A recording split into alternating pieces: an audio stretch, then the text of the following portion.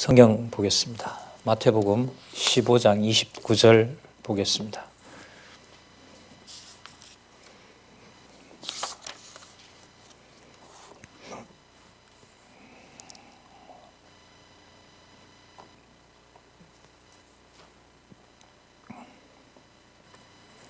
마태복음 15장 29절 제가 읽겠습니다.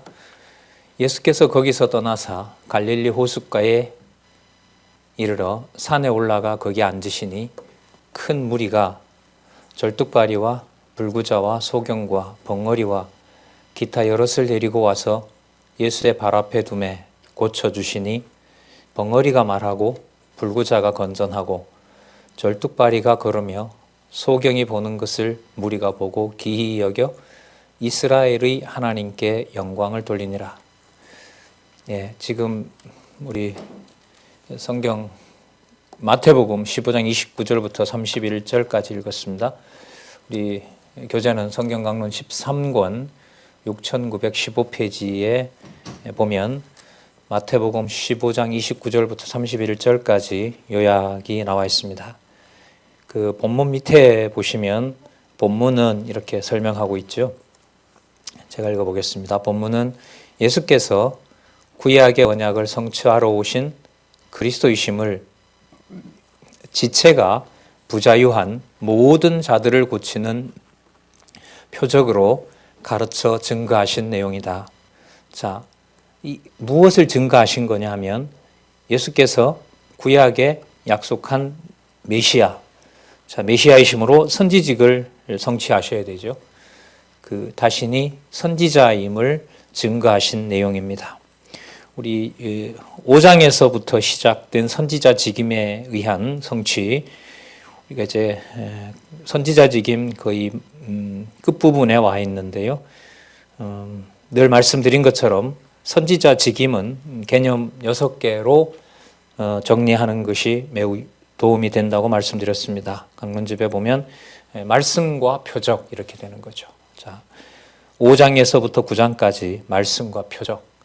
그러니까 그 말씀은 성경의 구약 성경을 자신이 메시아임을 확증해 주시는 것이고 또 그 말씀 한 바가 분명 하나님이 약속하신 선지자 메시아가 맞다는 것을 확증해 주기 위해서 말만 하시면 안 되니까 무엇을 보여주신 거냐면 표적으로 보여주신 겁니다.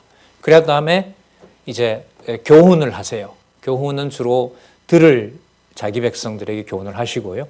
그리고 듣지 못할 자들에게 질책을 하시는 겁니다. 자, 그 다음에 직위와 직무를 통해서 선지자가 맞음으로 내가 이런 지위를 가지고 있는 선지자이므로 이런 직무를 한다. 그래서 좀 더 강해지는 거죠. 그래서 말씀과 교훈, 그 다음 교훈과 질책, 직위와 직무, 이 단계가 지나가면서 점점 예수님의 사역은 확실해집니다. 말씀하시는 것도 강하고요. 먼저 우리가 13장에서부터 14장까지 직위의 행사에 의한 성취를 살펴봤고요. 그 다음 15장에서부터 이제 뭐가 나오냐면 직무 수행이 나옵니다. 지난번에 강조를 좀 드렸던 것이 본문의 어떤 연결에서 세례 요한이 죽고 그 다음에 오병이어 사건이 나오는 것을 강조드렸어요. 그 다음에 이번 시간에는 지난번에 우리가 귀신 들린 가나안 여자의 딸을 고쳐주신 사건을 살펴봤습니다. 그 다음에 나오는 내용들이 칠병이어 사건이 나온다고 했죠. 그거 지난번에 많이 강조드렸습니다. 그러니까 선지자 직임에 의한 성취의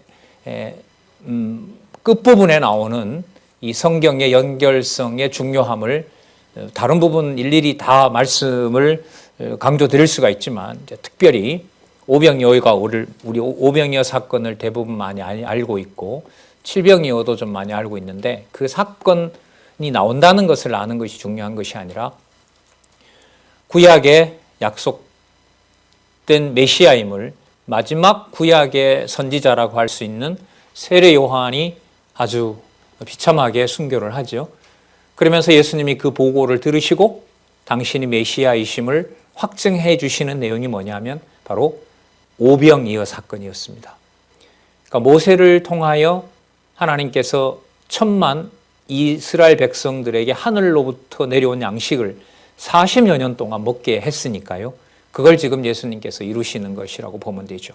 그런데 이게 한 번으로 끝나는 게 아니라 귀신 들린 가나안 여자의 딸을 고쳐주면서, 자, 오늘 본문 다음에 이제 나오는데요. 오늘 본문에 우리 한번 살펴보시면 당신이 이제 그 선지자이라는 사실을 직무를 가지고 수행을 하셔야 된단 말이에요.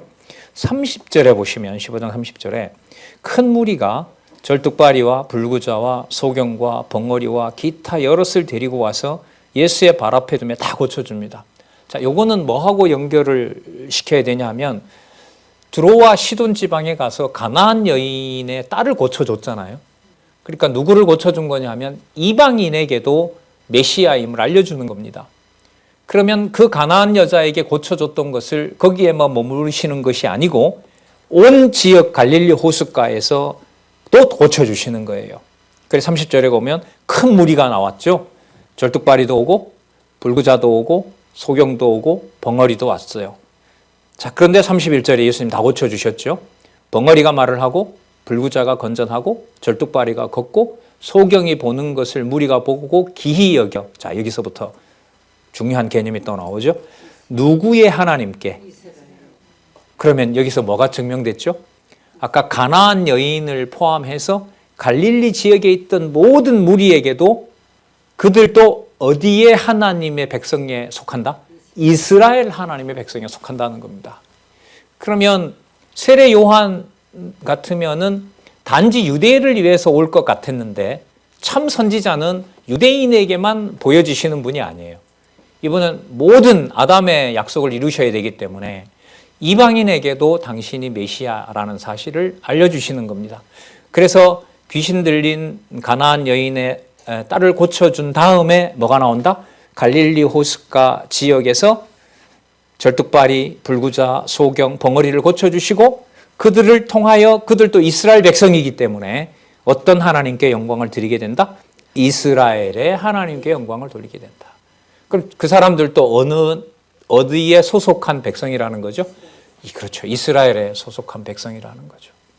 그리고 이스라엘이라는 낱말을 쓰지요. 유다라기보다. 이스라엘은 12지파에 해당되는 지파였고 예수님 당시에는 유대인이나 레위인밖에 없었잖아요. 자, 그런데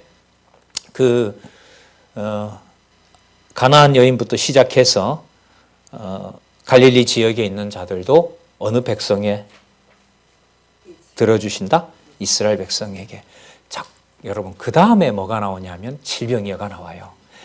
그러니까 이스라엘 백성이니까 좀 이해를 돕기 위해서 모세를 통하여 출애굽시킨 이스라엘 백성들에게 뭘 주신 것처럼 하늘로부터 만나를 주신 것처럼 갈릴리 지역 가나안 여자도 포함하는 이스라엘이므로 뭘 줘요? 하늘에 속한 양식을 주는 거죠. 하늘에 속한 양식은 물질적으로 먹는 것이 아니죠. 이럴 때는 누가 누구로 알아차리는 거죠. 생명의 양식을 공급하니까 유대인들이 배척하는 그 예수가 누구다? 그렇죠. 하나님의 아들 메시아라는 사실을 이스라엘 백성 속에 들어온 누구에게도 이방에게도 보여주는 거죠. 그 보여주는 것으로 끝나질 않고 그들에게도 표적을 보여서 이 배들이 많이 고프잖아요. 이게 며칠을 따라다녔으니까. 그래서 칠병이어의 표적이 여기가 나오는 거예요.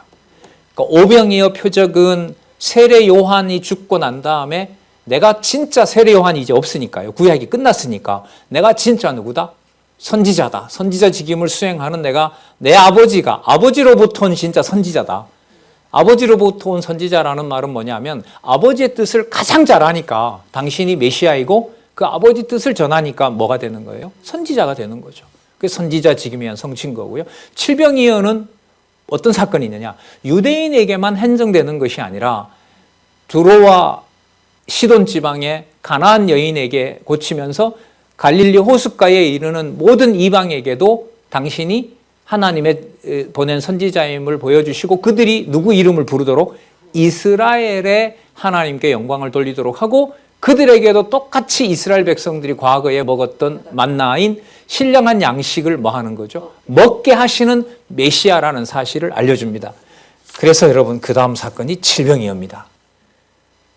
제 기억으로는 마태복음 본문 1장 1절부터 요약되어 있는 그 성경의 의미 분석 성경 개론의 그 내용을 의미적으로 의미를 중심으로 연결해 오는 데 있어서 글쎄요, 이 책의 안내를 받으면서 막혔던 적은 없는 것 같습니다. 오늘도 역시 너무나 중요한 확인을 하게 됩니다. 자, 5장 32절부터 39절 보겠습니다. 무리가 배불리 먹고, 자, 그럼 이때 무리가 어떤 무리일까요? 이스라엘의 하나님께 영광을 돌리는 무리들. 그러니까 누구도 포함하는 이스라엘 사람들. 그렇죠. 이방인도 포함하는 이스라엘 사람들이 예수님께서 칠병이어로 표적으로 그네들을 먹이시는 내용이 나타납니다. 자, 32절 한번 보겠습니다. 예수께서 제자들을 불러 가라사대 내가 무리를 불쌍히 여기노라. 저희가 나와 함께 있은지 이미 사흘임에 먹을 것이 없도다. 사흘이나 그냥 그 병 고치는 게 아마 급했던가 봐요. 어쨌든 그런 사람들 중심으로 막 사역을 하셨으니까 사람들이 이제 얼마나 굶주렸겠어요. 자, 33절에 보면 32절 끝에 보면 길에서 기진할까 하여 굶겨 보내지 못하겠노라. 자, 그래서 제자들이 가로되 광야에 우리가 있는데 우리가 지금 무리를 배부를 만큼 먹을 떡이 없습니다. 예수님이 물어요. 떡이 몇 개냐? 7개고 작은 생선 2마리가 있습니다. 그래서 칠병이어라 그러죠. 예. 예수께서 무리를 명하여 땅에 앉게 하시고, 자, 예수님이 시키는 게 아니라 바로 예수님이 시행하세요. 무리들 보고 앉으라고 그래요. 그리고 떡 7개와 그 생선을 가지고 축사하셨다. 그럼 축사하신 것 지난번에 관련해서 말씀드렸죠. 내 천부께서도 하늘에 계신 아버지께서도 그러면서 축사하는 게 이런 걸 줘서 고맙습니다라가 아니라 당신이 지금부터 백성들에게 먹이는 이 양식은 내가 진짜 누가 보낸 아들이 맞다. 그렇죠. 천부 하늘에 계신 아버지께서 보낸 내가 진짜 메시아이고 그 선지자직을 제가 수행하는 겁니다. 그래서 이 일이 제 일이 아니라 누구의? 아버지께서. 그렇죠. 하늘에 계신 아버지의 뜻이라는 것을 여기서 보여주고 있는 겁니다. 자, 그러니까 여기서도 축사 의미를 좀 그렇게 보시고요.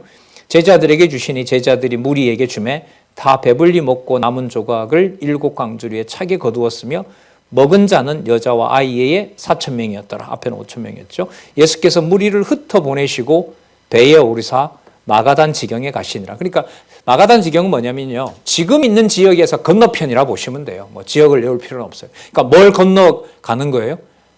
반대편으로 가도록 제자들을 막 서둘러 보냅니다. 이것도 참 재밌는 부분인데요. 그 참고로 하나 말씀을 드리면 앞에 오병이어에서는요. 예수님이 이 일을 먼저 시작 안 해요. 제자들이 이 사람들이 굶고 있습니다라고 이렇게 시작이 됩니다. 근데 지금 이 칠병이어는 누가 서둘러요? 예수님 자신이 서둘러요. 그리고 예수님이 막 좀 서두르는 모습이에요. 이들이 안 되겠다. 일단 먹어야 되겠다. 그러니까 앞부분에 좀 이렇게 유대인들에게 보여주는 표적 보다가 더 서둘러서 이 칠병이어 표적 보일 때는 아까 가나안 여인부터 시작했던 이들을 하나님이 더 적극적으로 먹이시는 일을 이루신다고 보시면 돼요. 자, 뭐 사소한 부분의 차이긴 하지만 참조하시기 바라고요. 자, 네, 한 장 넘겨보시면 이제 16장 1절에서부터 이제 12절이 남았거든요. 이제 여러분 이게 선지자 직임에 의한 성취인 거예요. 그야말로 이제 선지자 직임을 다 이루시는 이제 사건의 결론과도 같은 거죠. 자, 어쨌든 우리는 직위와 직무 수행에서 직위와 직무에 의한 성취에서 예수께서 메시아라는 사실을 선지자로 오셨다는 그 사실을 전해 주는데 누구에게도 전해주는 걸 확인했죠? 적극적으로 이방인에게도. 그 이방 여인이 뭐라고 그랬어? 자기를 어디에다가 빗대었죠? 주인의 상에서 떨어지는 걸 먹는 뭐에? 개에 비유한 거죠.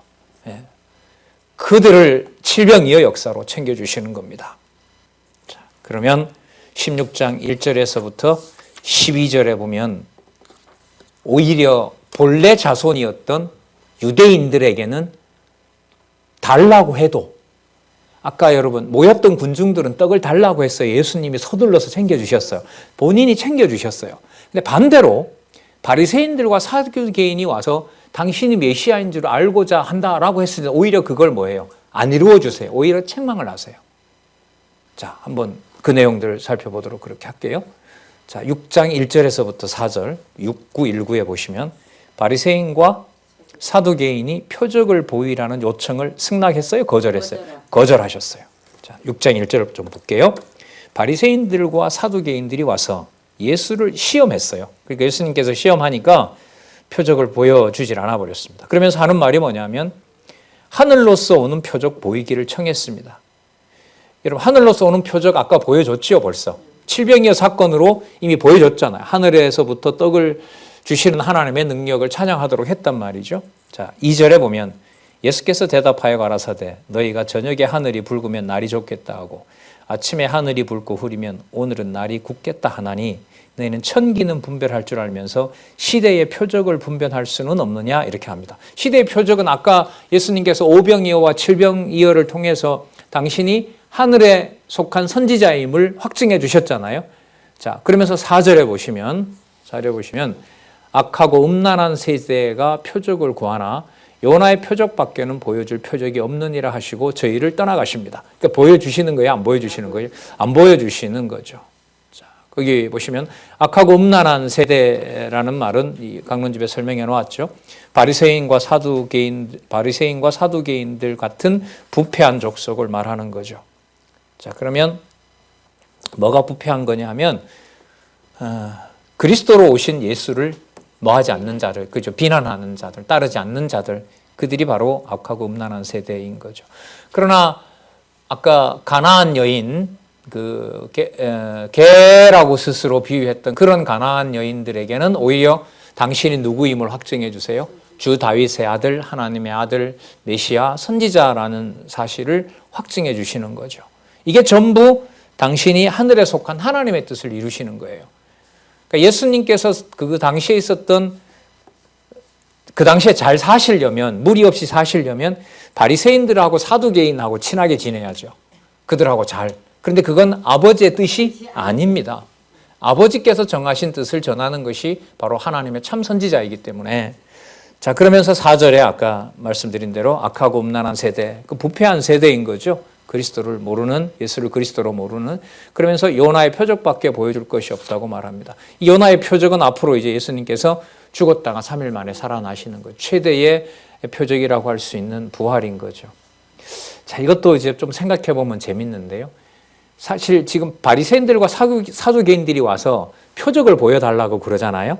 근데 예수님이 뭐라고 대답을 하시냐면 요나의 표적, 그러니까 3일 후에 내가 죽었다 살아나는 걸 밖에 없다라고 하는데 이거는 지금은 안 보여주지만 앞으로 어떻게 되는 거죠? 보여주실 거라는 거죠.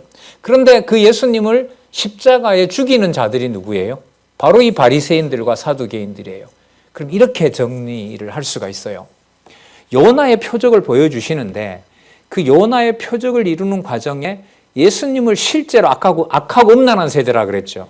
악한 짓을 해서 예수님께서 비록 죽으셔서 부활하시는 거지만 예수님 몸에다 손을 대게 하고 예수님을 자기네들 기준에 안 맞는다고 예수님을 죽이는 일은 실제로 누구를 통해서요? 악하고 음란한 세대에 속한 바리새인들과 사두개인을 통해서 하시는 거죠. 이렇게 되겠죠. 앞부분하고 또 이렇게 연결해 볼게요. 바리새인들과 사두개인들을 통해서 예수 그리스도를 뭐 하도록 하고 죽게끔 하고 또 그들이 앞서서 로마 군인을 사주해서 죽이게끔 하는데 그 죽인 그리스도의 몸이 부활하심으로 해서 누구에게도 구세주가 되는 것을 확증해 줘요. 이방에도 구세주가 된다는 걸 확증해 주시는 거예요. 이게 예수님께서 앞으로 하실 일을 마지막으로 선지자로서 얘기를 해 주시는 거예요. 그러니까 마지막 표적은 당신이 계셨을 때 일으켰던 표적 중에 마지막 표적은 당신 스스로가 뭐 하는 거예요? 죽었다가 힘이 없어서 죽으신 건가요? 아버지의 뜻을 이룬 건가요? 이걸 잘 깊이 생각하셔야 돼요. 또 우리 어린 마음에서는 이런 생각도 진짜 많이 고민을 했죠. 예수님은 아까 우리 보신 것처럼 많은 표적을 행하실 수 있는데 이렇게 고약하게 당신을 괴롭히는 바리새인들과 사두개인들을 당신이 다 없애면 될 텐데 왜 이렇게 힘없는 것처럼 이렇게 속수무책으로 당하시지? 그리고 다 또 죽으시잖아요. 그런 게 참 안 풀리더라고요. 그러니까 안타까운 거죠. 예수님이 죽는다는 게 안타까운 건데, 죽는다는 그 사실이 안타까운데, 좀 더 생각을 해보면 당신이 얼마든지 안 죽을 수도 있는 분인데 왜 이렇게 당하시지? 그런데 성경을 좀 더 보면 볼수록 당하신 게 아니라 당신이 누가 정한 뜻을 이루시는 거예요? 그렇죠. 아버지 하나님이 정하신 뜻을 이루는 겁니다. 그러니까 무능력해서 당하는 것이 아니라 정해놓은 뜻을 이루신다는 거죠. 그 정해놓은 뜻에 아주 놀라운 비밀이 바로 뭐냐면 아까 어느 민족도 이방도 이스라엘 민족 속에 넣는다는 겁니다. 이게 실체 언약입니다. 이게 실체적 언약입니다. 그림자 언약은 혈통을 따라 놔야 되죠. 맞죠? 내 아버지가 유대인이어야 내가 유대인이 된단 말이에요. 그래야 유대인이 부르는 여호와를 부를 수가 있어요. 그런데 이러한 틀을 예수님께서 유지하세요? 깨버리세요? 깨버리는 거죠. 그래서 나중에 십자가에 돌아가셨을 때 바위가 터지고 성전과 지성소 가짜 성전 안에 있는 것이긴 하지만 휘장을 위에서부터 아래로 다 찢어지는 일이 벌어지는 겁니다. 그래서 이 마태복음의 그 본문은 물론 다른 부분도 뭐 그렇게 우리가 읽으시게 되겠지만 이 성경에 나타난 예수님 사건을 공부하시고 또 이해해 가는데 지금 오늘도 이렇게 시도하는 대로 그 본문의 연결성을 저는 뛰어넘어서는 안 된다는 것을 계속 강조를 드리는 거예요. 그래서 자꾸 반복할 수밖에 없는 게 앞부분과 뒷부분을 연결해서 또 여기서 묶고 또 묶고 이게 바로 강론집에서 의미분석 중심으로 묶어서 올라가는 과정으로 되어 있잖아요. 그걸 지금 이렇게 반복을 하는 겁니다. 자, 그러면 5절로 가셔서 예수님께서 마지막으로 이 제자들에게 교훈하시는 내용이 나옵니다. 여러분 앞부분에 큰 사건이 표적으로 고치는 거하고 떡 먹었던 사건이잖아요. 그죠? 자, 그럼 이 맥락에서 자 5절에 보면 제자들이 건너편으로 갈새 떡 가져가기를 잊었어요. 그 챙겨놓은 거 그 배가 부르니까 아마 눈에 안 들었던가 보죠. 그걸 안 가져왔어요. 그럼 예수님이 이제 떡 얘기를 하면 안 그래도 지금 가져오지 않아서 두근두근 하는데 떡 얘기하니까 어느 떡을 생각하겠어요? 그렇죠. 가져와야 될 떡인데 그 떡을 못 챙겨왔구나 생각한 거예요. 그 예수님 여기서 이제 아이고 미련하다고 얘기하면 좋겠는데 미련하다고는 안 나오고 믿음이 적은 자들이라고 나오죠. 재밌습니다. 보세요. 6절. 예수께서 이르시되 삼가 바리새인과 사두개인들의 누룩을 주의하라. 이때 누룩은 나중에 그들의 교훈을 주의하라 이렇게 나오죠. 그러면 교훈과 관련되니까 이 부분이 그리스도의 뭐와 관련돼요? 무슨 직과? 교훈을 가르치는 것과 관련되는 거니까. 예수님의 교훈은 바른 교훈이고 바리새인과 사두개인들의 교훈은 악한 교훈, 거짓 교훈이잖아요. 그러니까 자 읽어볼게요. 바리새인과 사두개인들의 누룩을 유의하라 하신데 제자들이 서로 의논하여 가로되 우리가 떡을 가져오지 아니하였도다. 그늘 예수께서 아시고 가라사대 믿음이 적은 자들 어찌 떡이 없음으로 서로 의논하느냐. 내 얘기는 그게 아니다. 9절 너희가 아직도 깨닫지 못하느냐. 이런 얘기예요. 예수님 얘기는. 야 그거 없다고 내가 너네들 못 먹일 것 같냐. 그게 아니지 않느냐. 자 어찌 떡이 없음으로 서로 의논하느냐. 너희가 아직도 깨닫지 못하느냐. 떡 5개와 예수님이 요약하시잖아요. 봐요. 그죠? 예수님 요약하잖아요. 자, 아까 떡 5개는 누구 사건 들으시고 보여주신 거? 세례 요한이 죽으신 다음에 보여주신 사건이 참 선지자임을 확증하신 사건이 무슨 사건이고? 오병이어 사건이고. 칠병이어 사건은 누구도 이스라엘 자손임을 확증하는 사건이고 이방인도. 자, 그걸 그렇게 정리하시면 너무너무 명확합니다.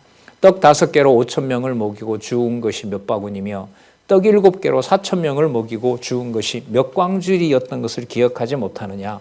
어찌 내 말한 것이 떡에 관함이 아닌 줄 깨닫지 못하느냐. 자, 오직 바리새인과 사두개인들의 누룩을 유의하라 하시니 12절 그제야 제자들이 떡의 누룩이 아니요 바리새인과 사두개인들의 무엇을 삼가하라? 교훈을 삼가하라고 말씀하신 줄을 깨닫느니라. 그러면 바리새인과 사두개인들의 교훈의 반대는 뭘까요? 예수님 자신의 교훈. 그럼 교훈과 직접 연관되는 게 무슨 직이에요? 선지직. 그래서 이게 선지직의 마지막 내용으로 이렇게 딱 종결이 되는 거예요. 참 13절부터 이제 성경에 우리나라 번역된 성경은 연결되는데 어떻게 이렇게 본문을 여기서 이렇게 다 끊었는지 저는 이 말씀 공부할 때 참 신기했어요. 보통 보면 성경 읽기를 할 때 15장 읽으세요, 16장 읽으세요라는 건데 어디에서 큰 주제가 하나가 끝나요. 16장 12절에서 끝나잖아요. 무슨 직에 의한 성취? 무슨 직임?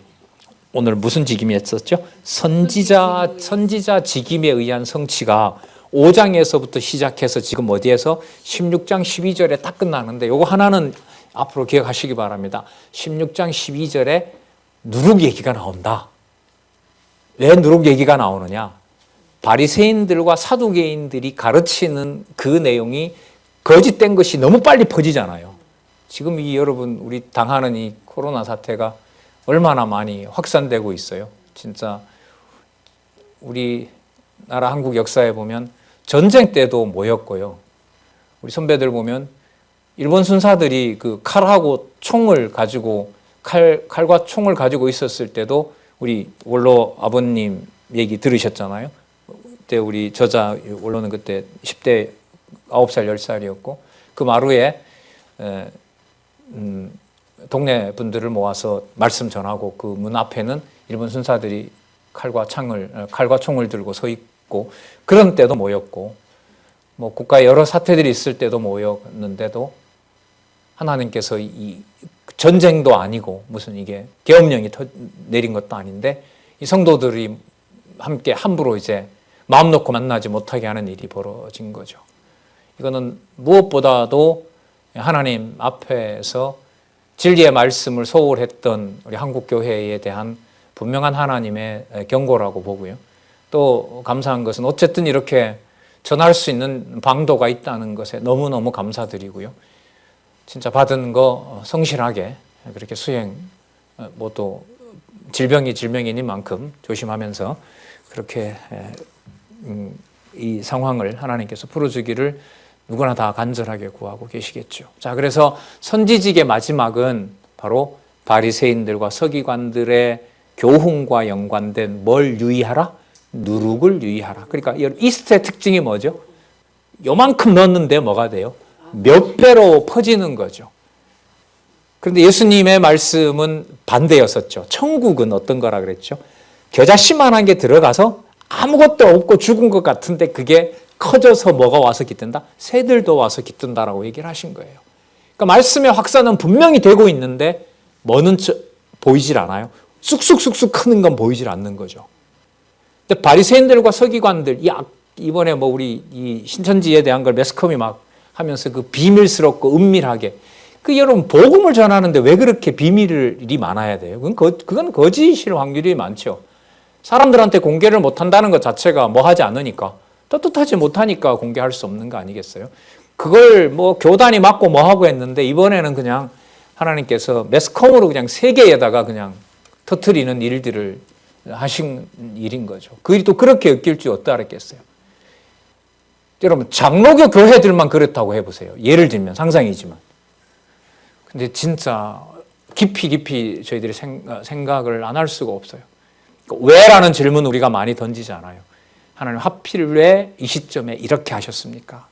하나님이 항변하는 게 아니라 지혜를 구하고 거기에 대한 교훈을 생각을 하고 우리에게 주신 우리 시대에 또 우리에게 최고의 선물로 주신 진리의 말씀을 더 퍼나르고 더 전하고 지켜나가는 일에 최선을 다하는 일에 저부터도 정신을 진짜 똑바로 더 분명히 차려야 되겠다는 생각이 듭니다. 자, 선지직과 마무리해서 마지막에 바리새인들과 사두개인들의 뭘 삼가하라? 교훈을 삼가하라. 그렇죠? 누룩을 삼가하라. 누룩을 삼가하라. 여러분 이것보다가 더 분명한 선지자 직임이 어디 있겠어요? 예수님께 단죄를 해버리시죠. 저들의 입에서 나오는 것은 여러분 이게 나중에 선지직 다음에 무슨 직이 나오냐면 16장 13절부터 왕직이 나오거든요. 왕위의 직임에 의한 데 가면 바리새인들과 사두개인들의 교훈이 정말로 나쁜 누룩이고 사단의 자식의 일을 하고 있다는 사실을 왕직에 가면 예수님이 더 분명하게 말합니다. 그 왕이 나가 보니까 전하는 일에서 더 나아가서 뭘 하시는 거죠? 판정을 내리는 거죠. 죽일 자와 살릴 자까지 판정하시는 거고 앞으로 예수님께서 재림하실 때까지 당신이 심판에 나갈 것이라는 것을 16장 13절에서부터 25장까지 알려주세요. 그래서 16장 15절에서 마치는 내용 중에 바리새인들과 사두개인들의 교훈을 삼가하라고 하셨잖아요. 누가 앞으로 더 삼가하게 하시느냐? 왕이신 당신이 와서 뭘 하시는 거예요? 보호할 자 보호하고, 아까 누가 들어온 누구도 들어온 어느 백성, 이방도 들어온 어느 나라 백성? 이스라엘 백성. 신령한 이스라엘 백성들은 어떻게 하시고, 왕으로서 철저하게 보호하시고, 거짓 것을 따르고 거짓 것을 전하면서 마치 그게 모세 율법을 따르는 것처럼 보이고 하나님의 복음을 지키는 것처럼 보이는 그들에 대해서 뭐예요? 독사의 자식들이고 너희 아비는 마귀라 그러고 절대로 너희들은 마지막 날까지 내가 반드시 멸해버리겠다는 내용이 더 나타나게 됩니다. 그러니까 선지직보다가 왕직에 가면 예수님의 판단이 더 약할까요? 더 강할까요? 더 강해요. 왜 어디까지 가시냐면 창세전에 정해놓은 바가 무엇인지까지를 거론하기 때문에 지상에서 그들과 무슨 사이 좋게 지낸다거나 이런 게 아니에요. 진짜 듣든지 말든지. 뭐 그것도 그렇죠. 듣게 하실 자는 듣게 하시고 아무리 듣고 싶어도 듣지 못할 자에게는 이미 듣지 못하게 한다는 우리가 씨 뿌리는 비유에서도 배웠었죠. 예. 뭐 씨를 뿌리는 농부가 여러분 하나님께서 결정하는 거지 내가 무슨 씨가 가서 걸어가서 좋은 옥토에 갈 수는 없는 노릇 아니겠습니까?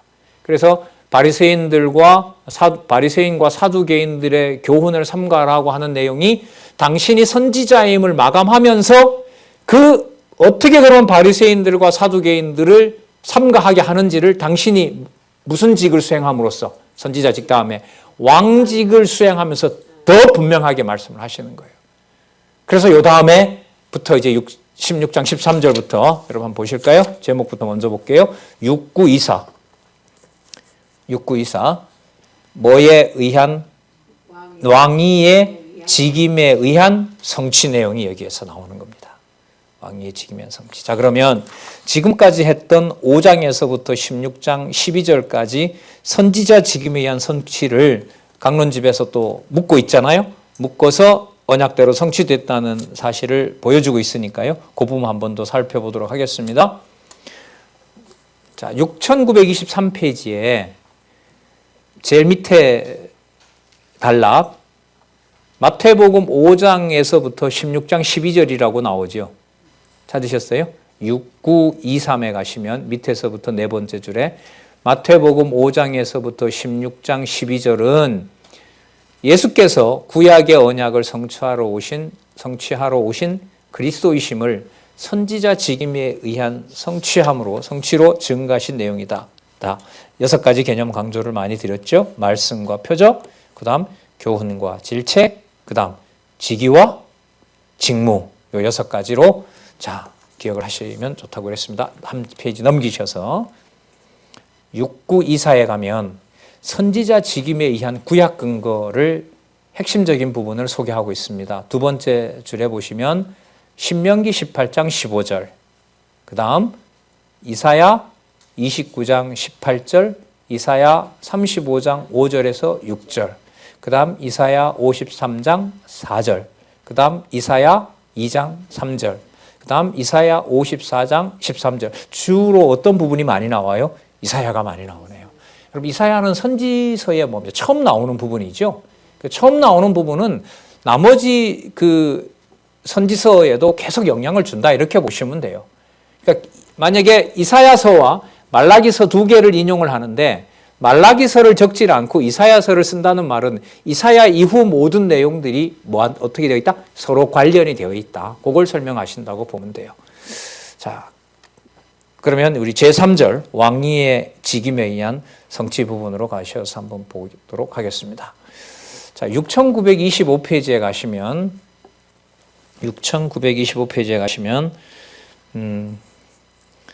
제리의 줄에 한번 보시기 바랍니다. 제리 줄에 보시면 그 16장 13절에서부터 21장은 그 왕의 권세가 아니고요. 그 좀 오타한 것 같아요. 그 밑에 보면 직위의 행사라고 나오죠. 그죠? 그 밑에 보면 1 이렇게 해서 뭐로 되어 있어요? 직위의 행사에 의한 성취라고 나오죠. 6925페이지 1 직위의 행사에 의한 성취에 나오죠. 그 내용이 첫 번째 줄에 쓰여야 돼요. 그 첫 번째 줄의 내용을 16장 13절부터 21장은 직위의 행사에 의해 성취함 이렇게 고치시고요. 그 다음 22에서 25장은 직위의 행사니까요. 직무의 수행에 의해서 성취함 이렇게 고치시면 돼요. 자, 그래서 마태복음 16장 13절부터 25장까지 왕위에 의한 직임 성취는 왕위의 직임에 의한 성취는 두 부분으로 되어 있어요. 첫 번째 16장 13절부터 21장까지 무엇의 행사에 의한 성취? 직위의 행사에 의한 성취. 자, 그 다음 22장부터 25장까지 자, 무엇의 수행? 직무의 수행에 의한 성취. 이렇게 됩니다. 직무의 수행에 의한 성취. 자, 우리 여기 도표에 있으니까요. 도표 가까이 계신 분들은 참조하시면 되겠습니다. 그러면 이것도 연결을 할게요. 선지서의 마지막이 뭐였냐 하면 직위의 행사와 직무의 수행이었어요. 맞아요? 마태복음 13장에서부터 16장 12절에 보면 직무의 행사와 직위의 행사와 직무의 수행이 나왔어요. 그럼 이렇게 되는 거죠.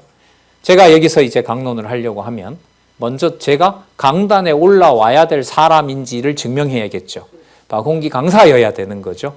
기지협에서 성경신학을 전하는 자로 여러분들이 다 확인을 한 사람이어야 돼요. 그게 어떻게 보면 제 위치예요. 그 직위라는 거. 여러분들과 같이 약속했던 그 직무에 있는, 직무를 하기 위한 위치인 거예요. 그럼 위치에 있는다고 해서 제가 다 모든 걸 하느냐? 그게 아니에요. 실제로 뭘 해줘야 돼요? 직무를 해야 돼요.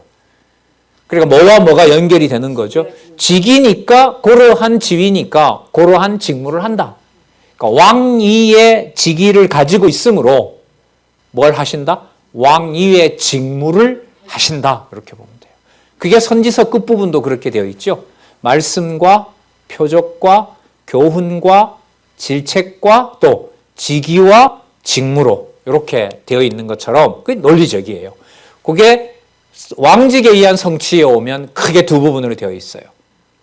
자, 그러니까 선지직은 6개 개념으로 설명을 하고 있고 왕위에 의한 성취는 두 개념인 거예요. 직위와 직무. 이렇게 직위와 직무로. 직위와 직무. 그러니까 위치가 먼저 확인이 돼야지 그 사람이 하는 일이 분명해지거든요. 그러면 먼저 16장 13절부터 21절까지 자, 뭐가 먼저 나온다 그랬죠? 직위가 맞는지를 확증을 하셔야 돼요. 자, 무슨 직위? 여기서는 이제 왕직. 그렇죠. 왕직. 그리고 아까 미리 말씀드린 것처럼 선지직에서 이미 당신이 메시아임을 많은 부분 뭐였어요? 확증하신 거예요.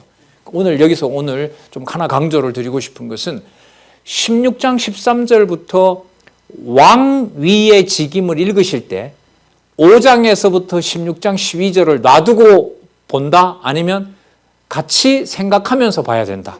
그렇죠. 그러니까 직위를, 선지자 직임을 성취하신 내용의 부분이 기억이 많이 나는 것이 왕위의 직임을 성취해 나가는 것에서도 너무너무 밀접하게 관계가 되어 있어요. 어떤 내용들은 또 반복하는 내용도 있거든요. 그러니까 얼핏 보면 여기도 표적 나오고 여기도 표적 나오고 여기도 뭐라고 하는 내용이 나오고 여기도 질책하는 내용이 나오고 무질서하게 막 되어 있는 것 같아요. 그렇지 않습니다.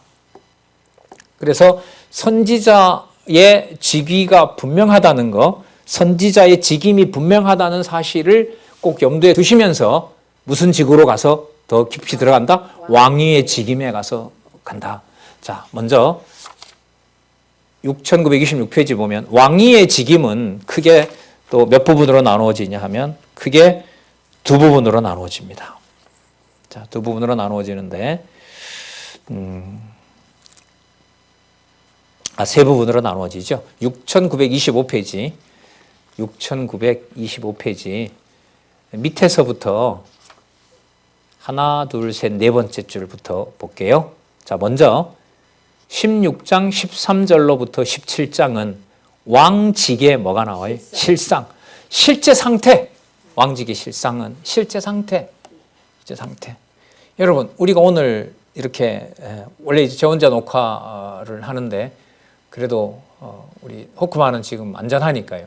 계신 어른들 되시면 오시라고 해서 이제 우리가 이렇게 나와 있는데 실제 상태가 시공간으로 보면 몇 분과 박홍기라는 사람이 뭘 했다. 이게 우리 눈에 보이는 실제죠.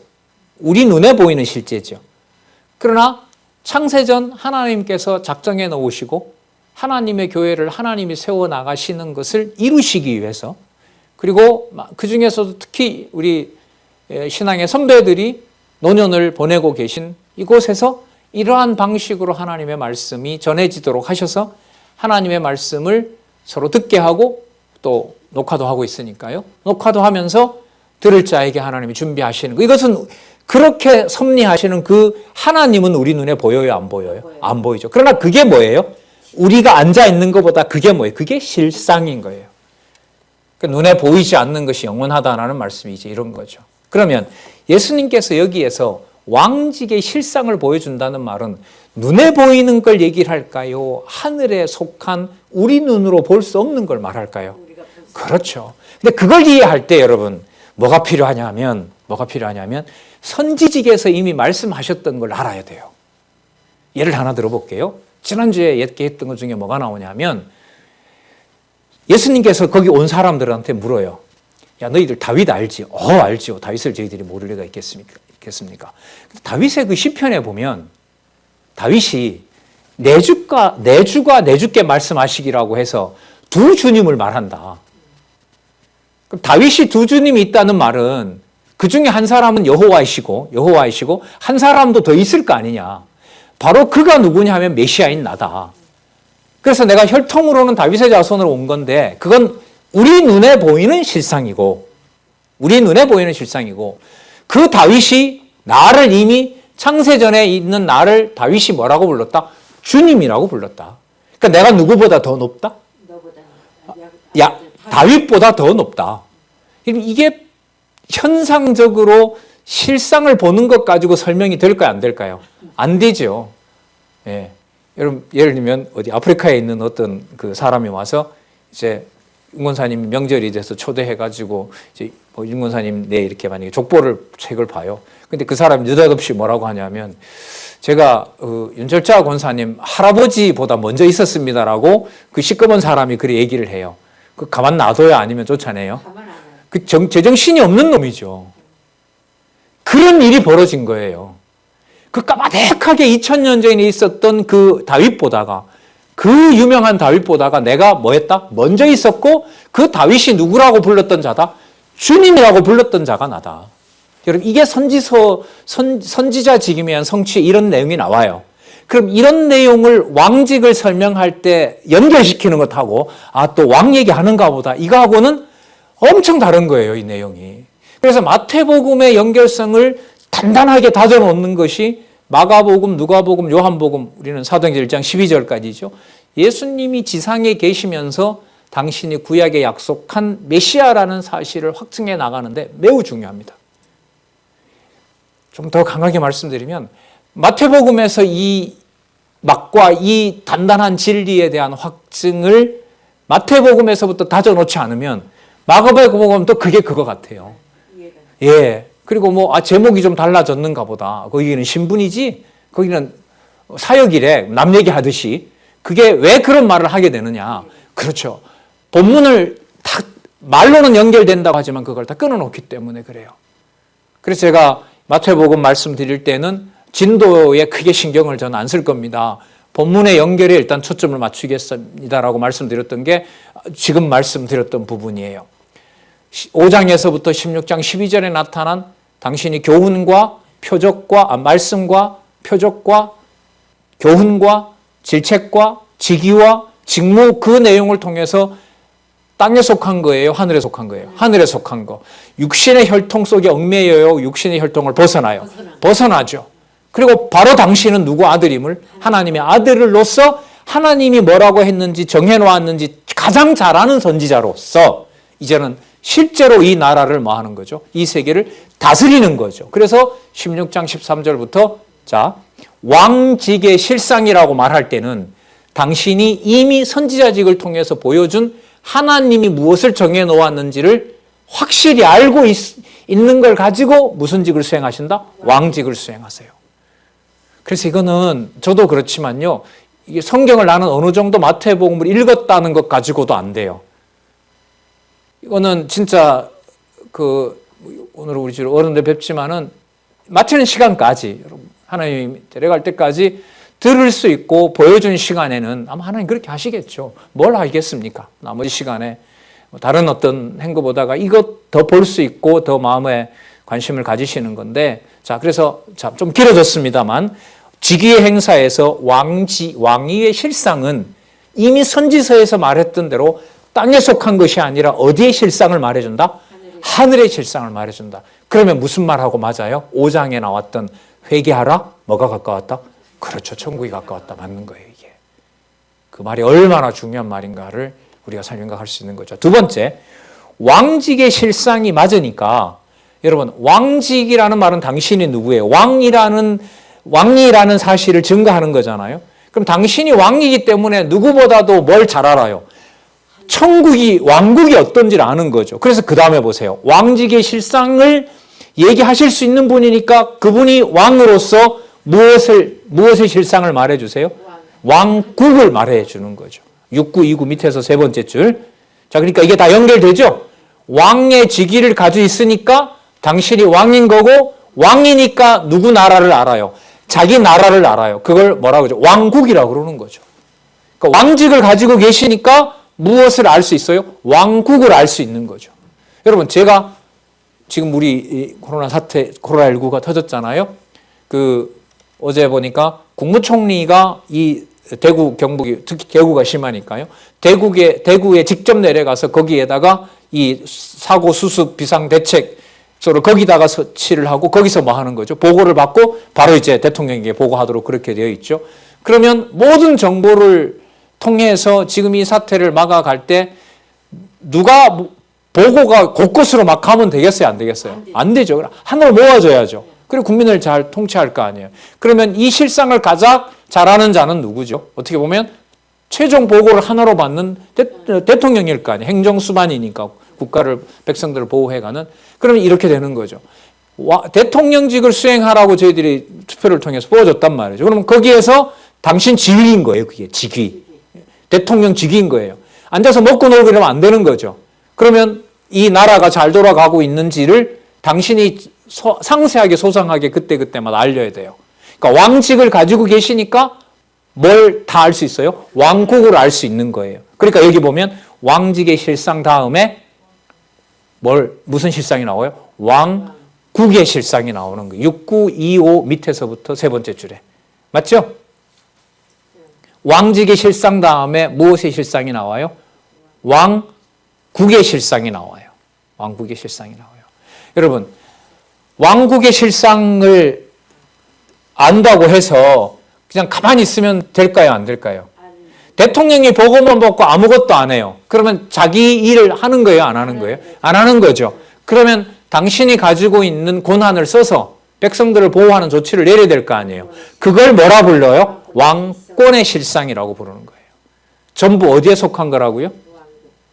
땅에 속한 것이 아니라 어디에? 하늘에 속한 것. 그러면 요 개념 세 가지만 연결을 시킬게요. 자, 누구이심으로 왕의 직위를 가졌으므로 당신이 뭘 다 관할할 수 있어요?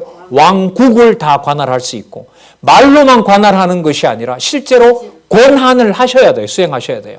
그래서 직위 행사에서 뭐와 뭐로 되어 있다? 왕이라는 직위를 가지고 뭘 다 보면서, 왕국을 다 보면서 그 왕국을 어떻게 한다?